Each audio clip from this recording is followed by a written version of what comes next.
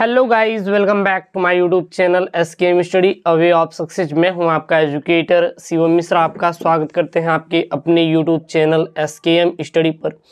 और यहां पे लेके आए 2021 का 302 डीजे मॉडल पेपर। जी हाँ, ये पेपर है जाकर छापेगा 16 फरवरी को। यहाँ से जो इंपॉर्टेंट क्वेश्चन आ सकते हैं उसको मैंने पूरा का पूरा यहाँ पे उठाया है। सबसे पहले हम लोग क्या करेंगे, बहुविकल्पी प्रश्नों को सॉल्व कर लेंगे एक एक, वो भी किस पे, बोर्ड की कॉपी पर सॉल्व करेंगे, जो कि आपके लिए इंपॉर्टेंट है। बोर्ड परीक्षा में आने वाले सारे क्वेश्चन है, इसलिए इस क्वेश्चन को भाई साहब आप लोग पूरा तैयार करके जाइएगा, ठीक है ना। यहाँ से देखेंगे तो बहुत सारे ऐसे प्रश्न होंगे जो कि आपके बोर्ड पेपर में, बोर्ड परीक्षा के पेपर में देखने के लिए मिलेंगे। इसलिए ये भाई साहब आज अंतिम दिन है और अंतिम दिन में आप तैयार करके चले जाइएगा और देखेंगे सारे के सारे क्वेश्चन आपको यहीं से मिलने वाला है।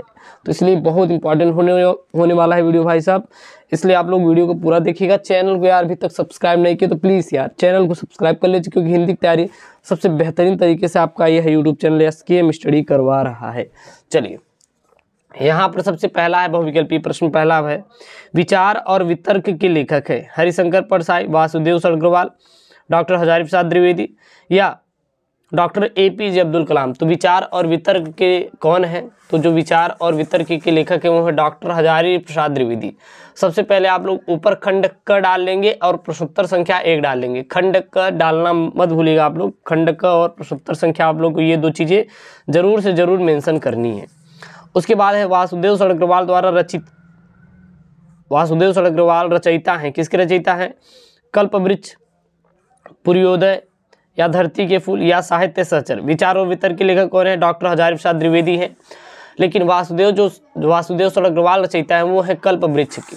तो याद रखिएगा, कल्पवृक्ष के रचयिता कौन है? कल्पवृक्ष के रचयिता कौन है? तो जो कल्पवृक्ष के रचयिता हैं वो है आपकी, कौन है? तो कल्पवृक्ष के रचयिता हैं डॉक्टर वासुदेव सड़ग्रवाल। डॉक्टर वासुदेव सड़ग्रवाल जो हैं वो किसके हैं? तो कल्पवृक्ष के रचयिता हैं, ठीक है ना। ये आपके न्यू सिलेबस के अकॉर्डिंग है पूरा।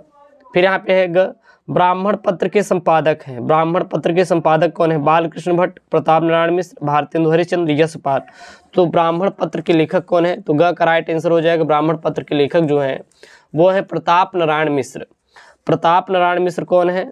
ब्राह्मण पत्र के संपादक है। ब्राह्मण पत्र के संपादक कौन है? प्रताप नारायण मिश्र हैं। वासुदेव सड़ग्रवाल रचयिता है किसके? कल्पवृक्ष के। विचार और वितर्क किसका है? डॉक्टर हजारी प्रसाद द्विवेदी का।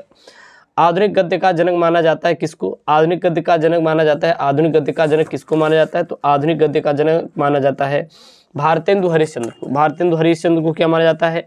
भारतेंदु हरिश्चंद्र को आधुनिक गद्य का जनक माना जाता है। आधुनिक गद्य का क्या माना जाता है? जनक माना जाता है। किसको?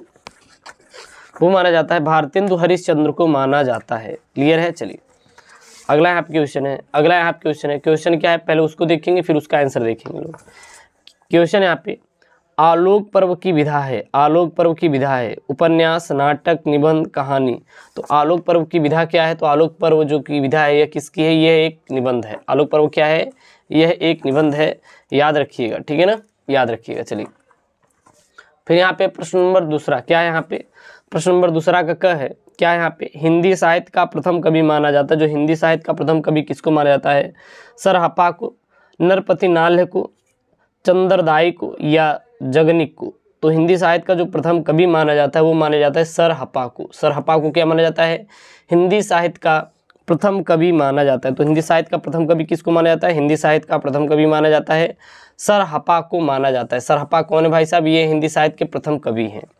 उसके बाद दूसरा यहाँ पे ख वाला क्वेश्चन है, प्रगतिवाद युग के कवि हैं। प्रगतिवादी युग के कवि कौन है? नागार्जुन, गिरिजा कुमार माथुर, शिव मंगल सिंह सुमन या श्रीधर।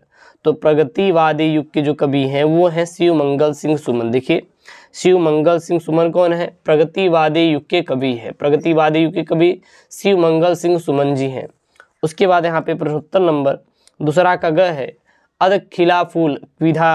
अधखिला फूल रचना की विधा है। अधखिला फूल रचना की विधा कौन सी है? नाटक है, उपन्यास है, काव्य है, चंपू काव्य है। तो अधखिला जो फूल है यह एक क्या है? यह एक उपन्यास है। क्या है? यह एक उपन्यास है। तो क्या लिखेंगे? अधखिला फूल रचयिता की विधा क्या है? यह एक उपन्यास है। क्या है? यह एक उपन्यास है, याद रखिए। चलिए, अगला यहाँ पे है, अगला क्या है? प्रश्नोत्तर संख्या दूसरा का घ है। दूसरा का घ क्या है? मैथिली शरणगुप्त की रचना है। मैथिली शरणगुप्त की रचना कौन सी है? अनग है, प्रेम सरोवर है, चित्राधार है या गीतिका है। तो मैथिली शरण गुप्त की जो रचना है वो क्या है, अनग है। कौन सी है, अनग जो है मैथिली शरण गुप्त की रचना है। उसके बाद है आपके नई कविता युग की रचना कौन सी है, नई कविता युग की रचना कौन सी, यामा है, प्रलय सृजन है, धूप के धान है या आंगन के पार द्वार है। तो है नई कविता युग की जो रचना है वो है धूप के ध्यान है। धूप के धान क्या है, नई कविता युग की रचना है, ठीक है ना। अब यहाँ पे तो ये दूसरा तक हो गया। अब यहाँ पे तीसरा है, देखिए तीसरा क्या है आपका, पद्यांश है। पद्यांश कितने नंबर का आएगा, 10 अंकों का आपको मिलेगा बोर्ड परीक्षा में। पद्यांश कितने नंबर मिलेगा, 10 नंबर का मिलेगा। है कि यहाँ पे यह प्रणाम भाव ही भूमि और जनबंधन है, इसी दृढ़ भित्ति पर राष्ट्र का भवन तैयार किया जाता है, इसी दृढ़ चट्टान पर राष्ट्र का चीर जीवन आश्रित है, और इसी मर्यादा को मानकर राष्ट्र के प्रति मनुष्यों के कर्तव्य और अधिकारों का उदय होता है, और जन पृथ्वी के साथ माता और पुत्र के संबंध को स्वीकार करता है। उसे ही पृथ्वी के वरदानों में भाग पाने का अधिकार है।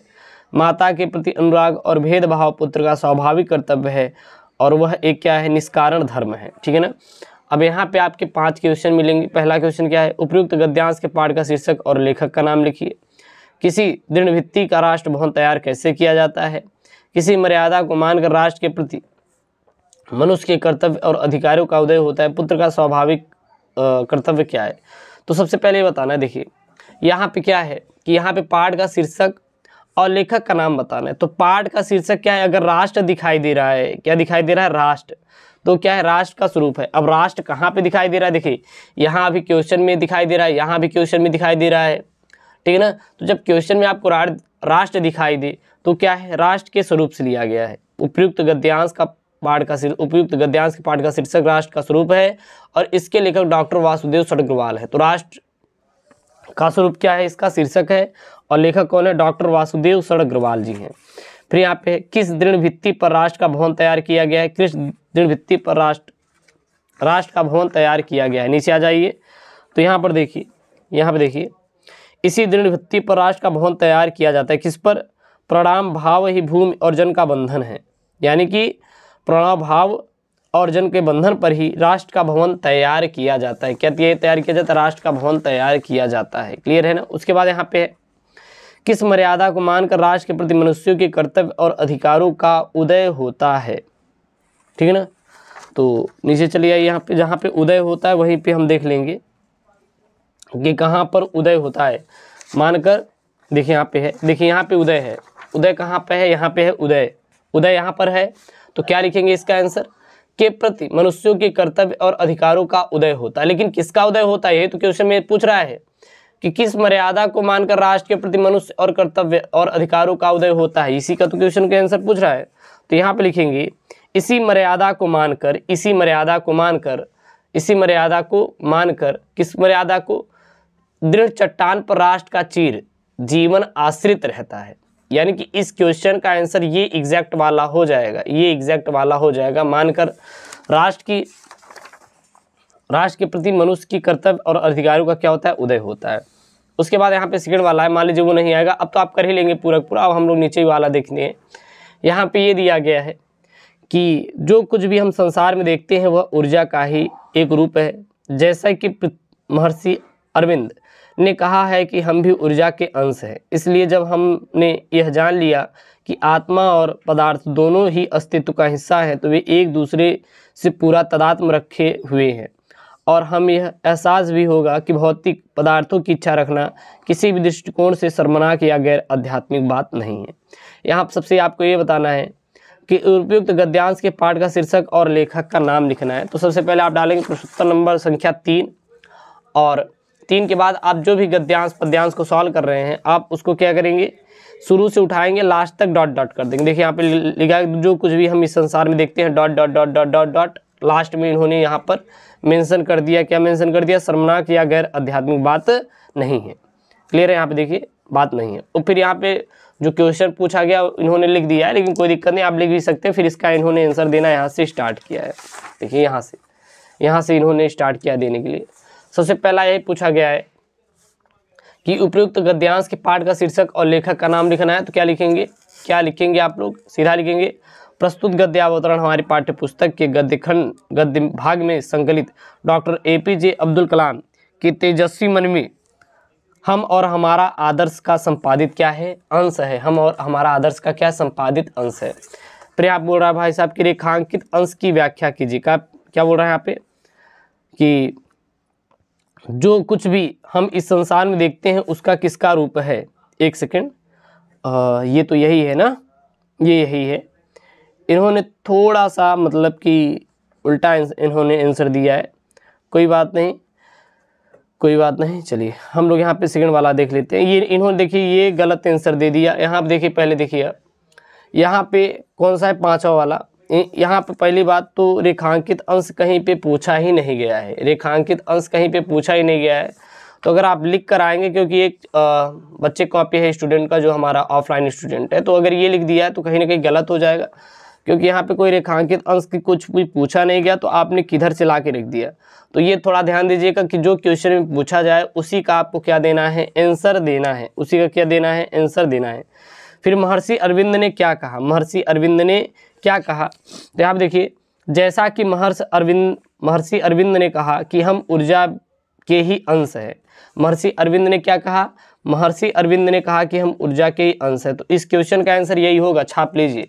उसके बाद कौन एक दूसरे से पूरा तादात्म्य रखे हुए हैं, तो वे एक दूसरे से पूरा तादात्म्य रखे हुए हैं तो वे हमें एहसास भी होगा। कौन, आत्मा और पदार्थ दोनों ही अस्तित्व का हिस्सा हैं और वे एक दूसरे से पूरा तादात्म्य रखे हुए हैं। तो इसका आंसर यही वाला हो जाएगा, आत्मा और पदार्थ दोनों ही अस्तित्व का हिस्सा है और इन्होंने ही तादात्म्य रखा हुआ है। फिर यहाँ पे है, कौन सी इच्छा रखना शर्मनाक और गैर आध्यात्मिक बात नहीं है।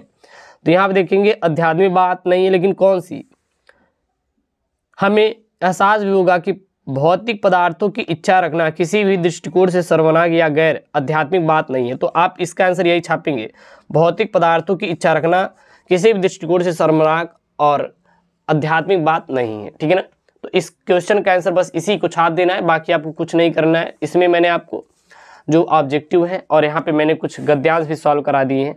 ये गद्यांश सॉल्व कर लीजिए, बहुत ही इंपॉर्टेंट है और यहाँ से आपके बोर्ड परीक्षा में पूछे जा सकते हैं, और इसलिए मैंने इस गद्यांश को कराया। दोनों गद्यांश बहुत इंपॉर्टेंट है और 16 फरवरी को इसी प्रकार से पेपर में पूछा जाएगा। ना इससे बाहर रहेगा, ना कोई अलग रहेगा, सेम टू सेम इसी पैटर्न पर रहेगा। भाई साहब, इस क्वेश्चन और ऑब्जेक्टिव और इसको जरूर से जरूर आप तैयार करके जाइए। बाकी अगली वीडियो आने वाले जल्दी, ये इंपॉर्टेंट था तो मैंने सोचा कि ये दोनों को आपको करवा दें, कम से कम 20 नंबर तो आपका पक्का हो जाए। मिलते हैं नेक्स्ट वीडियो में। दोस्तों थैंक यू, जय हिंद।